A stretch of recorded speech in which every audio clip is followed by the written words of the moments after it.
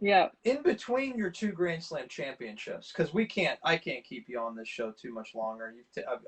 What do you remember from '96 to '99 that stands out? I mean, listen, you won Wimbledon mixed doubles. You've had so much success there. How about Fed Cup? I mean, give us an idea of some of those great memories before we dive into the 2000 French. Um, well, I made another Australian Open final Yeah, in that's true. Yeah, '97. yeah, Where I lost to Martina Hingis in the finals, where she's just all of a sudden started taking off, became number one and everything.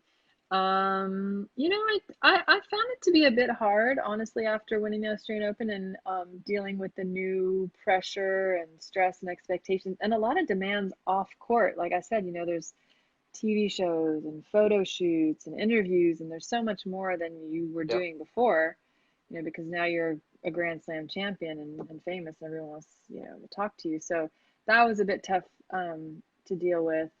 And just everyone always watching you all the time. It was just really hard. Um, but I think it was just for me, it just needed a time of Yeah. adjustment, just to get used to that and be like, okay, I'm just gonna live my life normally now, and who Your cares? residency was your residency always in West Florida when you were playing professional tournament? Okay, so Always. it always went back to. Yeah. Was it Bradenton or Tampa? Where did you typically live during your pro career? My pro career Bradenton. was Okay. Bradenton. Yeah, because based at the Bollettieri Tennis Academy, that's now the Yeah, IMG Academy. still So still uh still doing it there. It's unbelievable, and that's home. That's great. All right, let's. thanks, Michael, for the kind Yeah, words. I was just Michael reading the Del message Fiero down there. is here. Right. All right, 2000. We're back to Paris, where this has to be exciting. You're in the French Open, and now we got a chance to win it. So close in '94, 6 years later. Um, who are you training with? Who's the team in 2000? So in 2000, I have my Okay. brother as my coach, and I have Mark Verstegen as my strength and Okay. conditioning Okay. coach. Um, and That's it. And your yeah, brother still lives in the area with you, still hanging out with him. That's great. That's awesome. he does. Yeah, we're like You're like neighbors. neighbors. Wow. Okay. It's awesome because then his kids, Mia, she's 6, and Mason, he's 8.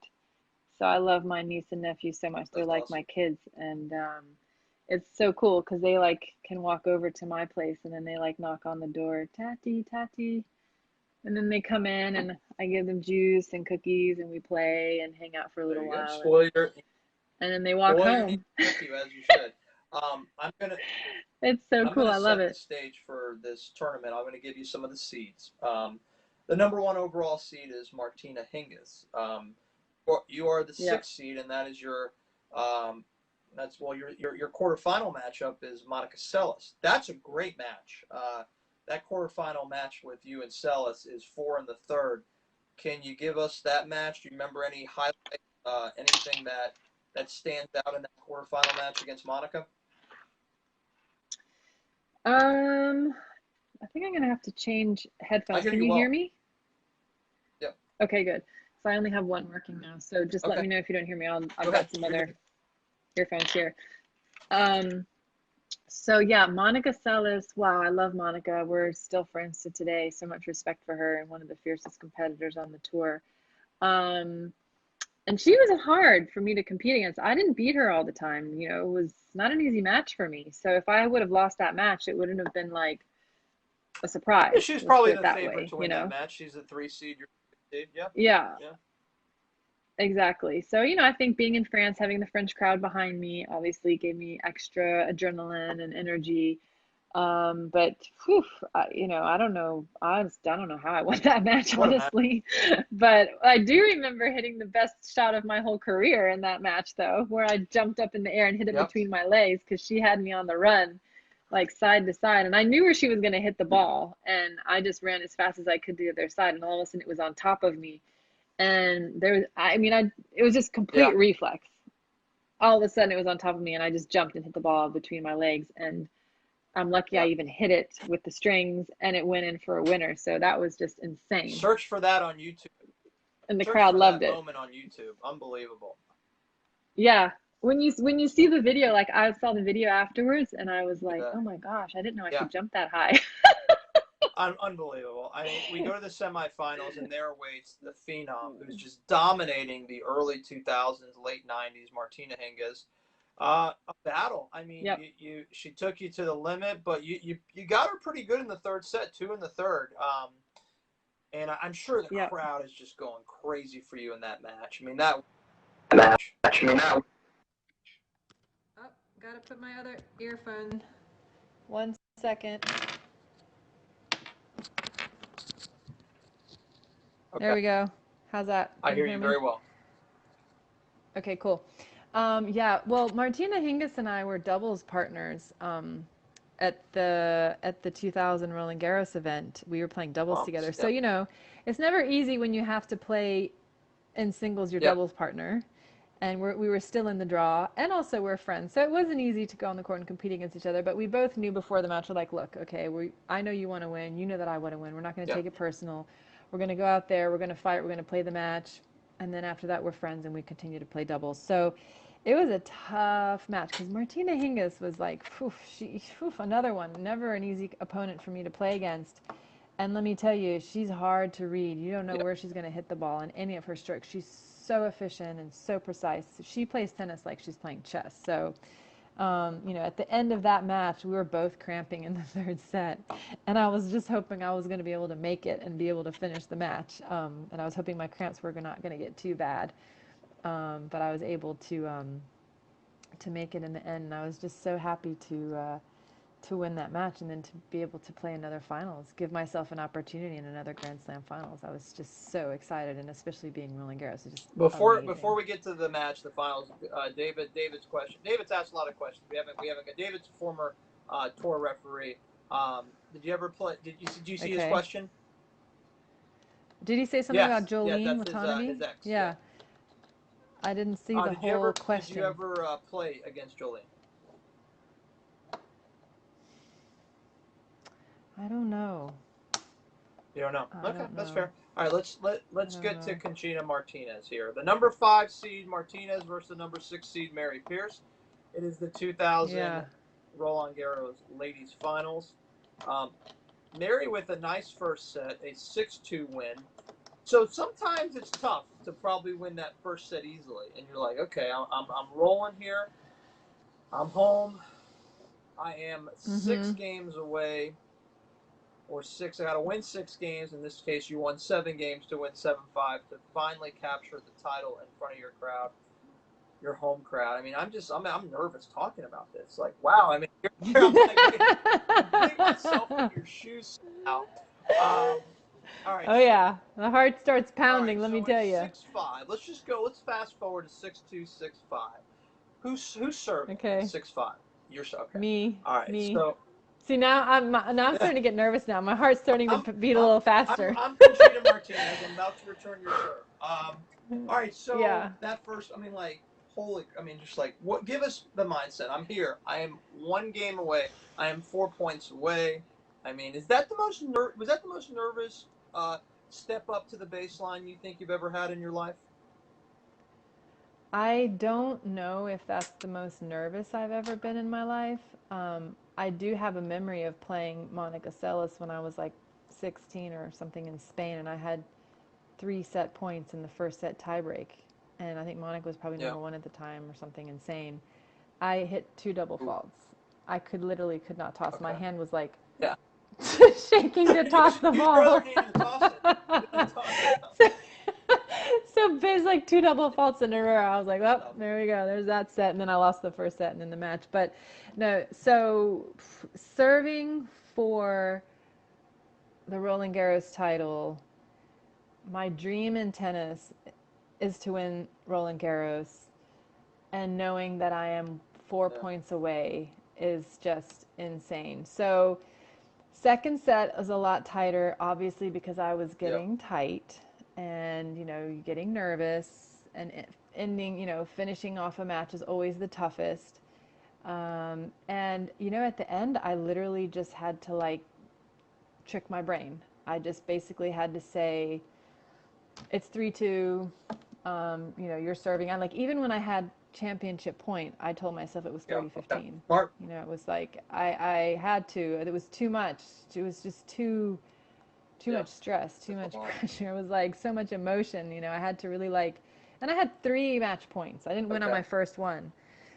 So you can imagine Was the it feeling. And I'm three? thinking, Was oh it three my match gosh. points at 40-30 add in? Is that how it went, or were you up 40 love?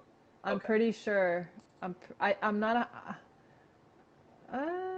yeah, I Okay. think it was. Or 45 and then back to deuce and then one ad. I don't know. I mean, it's tough to figure out that equation, but you lost 2 Yeah. match points and then on the third attempt you won it. Yeah. So you can imagine, you know, the brain starts Yeah. thinking, oh my gosh, if you lose your serve, then it's a tie break. And if you lose the tie break, then it's a third set. And then you're like, Yeah. oh no, I'm so close. How about the You know, eruption after it was over? Does that still resonate in your mind, the fan reaction? Or is it a blur? it's just so much emotion that you literally have to almost in a way kind of like shut it Yeah. down because it's so much and it's so strong that it affects you physically. I mean, it affects your thinking, it affects your breathing, it affects your movement, everything. So you kind of have to try to almost block it out in a way so you kind of don't really remember Yeah. a lot, like the sounds and the feelings and things like that, because it's like system Yeah. overload I almost. bet. You know, it's I just bet. so much. But I do remember the moment that I won and I turned around and I looked at my box and I saw my mom and I saw my brother and I saw my family and my friends and just, you know, everyone there that was in the box supporting me and working with me, and how they were celebrating and jumping Right. up and down. And I just looked at them and I was like, we Yeah. did it.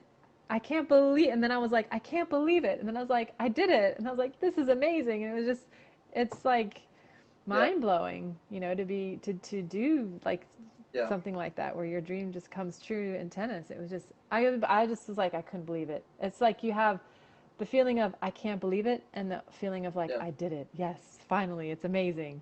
You know, it's incredible. And I think the best, not the best moment, but also one of the most amazing moments is when you have the trophy and then you just Yeah. lift it up, you know, and then the whole crowd just goes, Yeah. That's ah! awesome. Wow. And that is incredible because imagine, what is it, 15,000 people? I don't know how many people are in that stands, but like the whole crowd just goes, makes this noise. And so it's like your body just vibrates. It's Yeah. the roar and just everything just, you know, it's incredible. That's Is the that best your feeling. favorite court of anywhere in the world? Center court there. Yes, by far, Philippe Chatrier, I get on that court and I'm like, Yeah. I feel at home. I'm like, this is my court. Excluding the French Open, what is your favorite venue? I'd say Okay, Australian Open. Okay. And then, you know, a tournament that I really loved was the one in La Okay. Costa, out in California, because it was just Pretty. so Yeah. beautiful. I mean, we stayed at the resort, we competed at the resort. It's just so practical not to have to, you know, drive to get anywhere. And it was just beautiful and great weather and great food. And I loved that tournament. Favorite doubles partner you think you had the best chemistry with? And I'm sure you had several, but was there one that stood out where magic happened when you guys got out there? Everything was clicking. Well, I'd have to say Martina Hingis because we had the best results together. You know, she's the one that I won my Grand Slam doubles title with. So the year that I won the Roland Garros in 2000, we also won the doubles the following day on Sunday. That's a heck of a day. So that was for me like double whammy. That was like, and you know, I think only 5 women in the history of tennis have won the Roland Garros singles and doubles the same year. It happened 6 times. I think Chris Evert did it twice, and it was only 5 women that Wow. did it. No kidding. But that's unbelievable. Besides Chris Evert, anyone else that you really wanted to mirror your game or just wanted to be? I mean, any other ladies stand out from that are a little bit older than you, perhaps? no, but my dad had me watch a lot of Okay. men's All tennis right. as well. And Yvonne Yep. Lindell, I watched a lot. Work ethic, um, Andre Agassi, love Yep. Andre. And I really felt that we had a lot of similarities in our style of play and game. And I liked his game a Yep. lot. He wasn't bad. Um, He wasn't bad. he was Another really Bradenton, good. guy, not a Florida native, but another voluntary guy. Yeah. Yeah. Um, you won Wimbledon mixed doubles. Did you play a lot of mixed doubles? Yeah. I did. Yes. Yeah. I loved mixed doubles. And so, I played singles and doubles all the time in tournaments and then at the Grand Slam singles, Okay. doubles and All the mixed time. all the time. And I think the more that you could play, the better. It's great practice. It helps work your game in a pressure situation, in a match situation, working on your serve, your returns, which are your two most important shots in tennis, and then, net game, which I wanted to work on and improve my game at the net to give me more confidence to be able to come to the net more in my singles. So I loved it. I loved mixed doubles. It was so What much is your fun. tennis like today? What do you do? Do you ever play? If you do play, is it who are you playing with? Ask Just a John? Jonathan. Okay. No, Oh, I that's said Jonathan. ask Jonathan. No, because I've hit once since I've been here in the end of March during the whole coronavirus lockdown thing. I Okay. hit once, um, and that was with Jonathan, and my shoulder was killing me. But no, I was hitting quite a bit when I was Okay. in France, in the south of France. I spent like a year there. I was mentoring some players that were that was in an Okay. academy down there. And I really started, feeling good and getting fit. And I was playing probably twice Okay. a week, 2 or 3 times a week, about 45 Yeah. minutes for an hour. And just for fun, I mean, I love Sure. hitting the ball. That's just the great feeling. So just going out and hitting and, not too much Well, movement, but when we hope and pray COVID is over, you will accept the challenge of Chris and I versus you and Jonathan in doubles. Okay, all yeah, right. definitely. We're Eric and Eric Hayes will coach us during this process. Well, then who's going to I, coach me? Who's that's going your to coach problem. us? I don't know. We got Eric Hayes on our side. He'll Oh, probably run us man, we to got to death think about before. that. Okay, I'll You'll have volunteer. Nick. There Nick you will go. be That our would be coach. fun to put on live in Florida tennis in the '90s. That would be fun. So Then we got to think who's going to be the chair well, umpire. We David gotta... David Giltz can be a chair umpire. He's a guy that's been doing it forever. Jason Pardon is on our page. He's currently an ATP Tour umpire, so that would be fun. Um, what are you doing now, Mary? What is? I know it's tough. Everyone's life is so different, no matter who you are, no matter where you are with COVID. But what do you do right now in Bradenton to keep yourself busy and inspired? I'm perfecting my roasted salmon Okay, recipe there you at the go. moment. So, Chef I'm just Pierce. kidding. Chef Pierce. Working on my cooking. I'm at home a lot. No, I'm on the board of directors of the ITF. I'm the female player Okay. representative. It's my second term. Each term is 4 years, and I am enjoying that role very much. And then I'm also on a few different committees and commissions. Fed Cup Okay. Committee, Staying Olympic busy. Committee, Athletes Commission. They just created the players panel, so I'm the chair of the ITF Women's Player Panel. So I'm involved in the IOC as well, on an education commission. So that keeps me kind of busy, and I enjoy that. I was mentoring some players, which I'm also looking into maybe mentoring another young girl in France, and I really enjoy Good. that a lot. I love the mentoring. And just looking into a few different projects, this whole coronavirus time has been crazy, and just given me a lot of quiet time to be at home and to reflect and introspect and think about what am I doing and why am I doing it. And, I really want to do something that's going to have a global impact and that's going to touch people's hearts and change their lives for the better. And we'll see. I've got a few different ideas and desires, and I'm working on those different things with my team. And we'll see what that is. I mean, is it a training center? Is it a foundation? Is it writing a book? There's a few different things that I'm looking into with my team, and yeah, I'm excited. I'm excited for That's what's great. Seems ahead. like you have a lot of great paths to approaching you here as we all have downtime. And I didn't realize you're on so many great committees. And I'm sure that Yes. you and all the people that are on those committees will make the best possible choices down the road, which are not easy, for the future of tennis. Yes. And pro tennis in 2020. Yeah. So many. Yeah, it's definitely No, not it's easy. not. So many uncertainties, so many ways to approach it, and I'm going to leave you with the final words. What would you like to say to this group of Florida Tennis the 90s? There will be so many people that will watch this on the replay that you probably like, oh my God, I haven't seen them in 25 years. So what would you like to say to all the folks here on this page? And I'll let you go.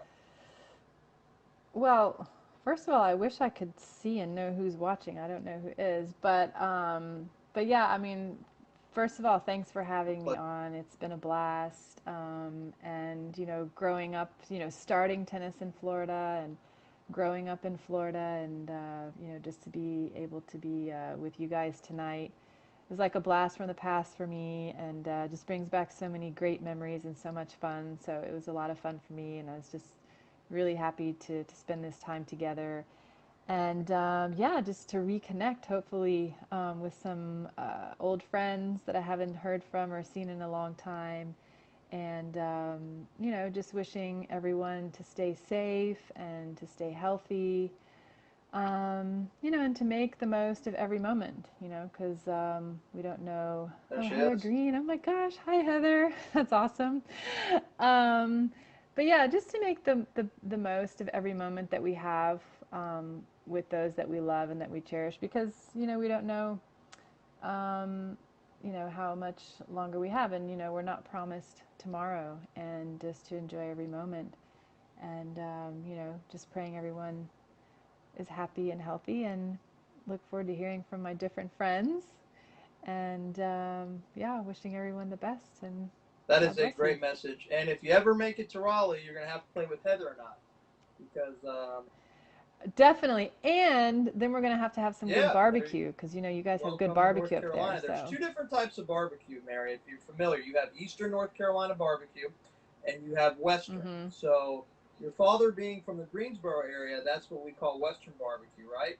Now, that's my favorite. I don't like Eastern. Eastern's that vinegar-based. And a lot of people, I bet you Heather, now Heather's lived in Eastern North Carolina, and she, before moving to Raleigh, she may disagree with me and says that she likes the Eastern style. No way. No way. It's going to be Western. It's going to be Western style. Well, we might have to do both, and then we'll see which one we like. But what a pleasure it was tonight. Thank you so much for providing all these stories. I had a blast. Thanks, Brian. You did. Thank you. Me too. You did a great job. And I hope you see. She says Eastern all the way. So yeah. Whatever, Heather. Heather, I'll probably see Heather on Monday on the courts. Thank you so much, Mary, and stay with the page. I think you'll enjoy. There's a lot of fun commentary that goes with this page, and we try to make it fun. We'll stay connected. It's great. Thanks for creating that page. It's You're awesome. Welcome. Thank you. Be safe, be well, and I hope to one day meet you. And again, Chris and I are going to take you guys down. Okay? I need to start practicing. Oh boy. So does he. I bet he has to as well. So. No, he doesn't need to practice. He's fine. Teaching too many hours, Chris. So. All right. Have a great night and be well. All right. Okay. Thanks, Brian. You too. God bless you. God bless you guys. Bye, everybody. Lots of love. There she is, the former two-time Grand Slam champion and Hall of Famer, may I add. I did not mention that. Congratulations on that honor and so many other honors. And former #1 player in the state of Florida. We can't forget that. Mary Pierce, have a good night.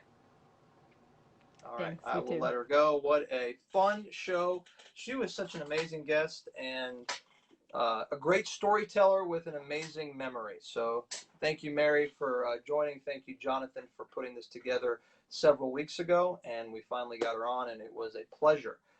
So that's it. I hope everybody has a great holiday weekend. Please be safe, be smart, and let's try to get through this month with lower COVID numbers and have some fun. Hopefully one day down the road, we all get together again and play some tennis. So with that being said, there are currently no scheduled guests. I've been very busy, sold my home, purchasing a new one, trying to get through all that. And I'd love to bring on some additional guests here in the very near future.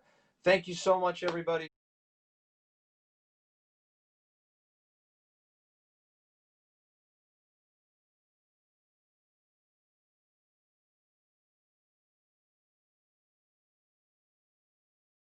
for the compliments. David Diego is